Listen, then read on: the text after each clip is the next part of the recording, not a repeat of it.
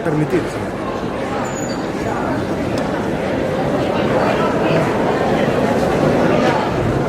¡Lista!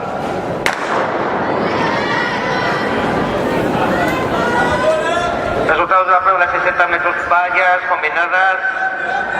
16, primera serie, primera en Álvarez Rodríguez, Ciudad de Lugones 9.71, segunda Ana Menéndez González, Ciudad de Lugones 10.48, tercera Irene Monmartín, Ciudad de Lugones 10.83, cuarta Berta García Granda, Estadio Gijón 11.07, quinta Celia Álvarez Rodríguez, Llanera Atletismo 12.00. Segunda serie, primera Paula González García, Vilés Atletismo 9.35.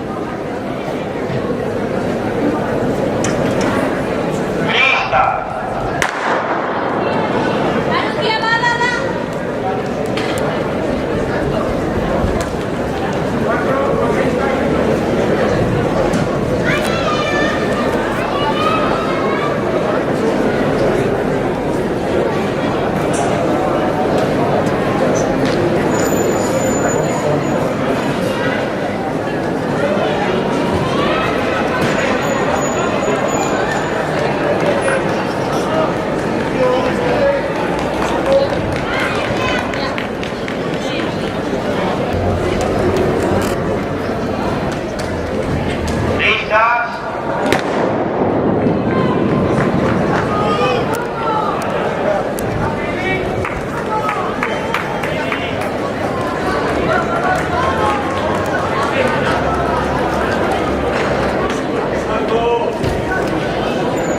Han quitado los carros.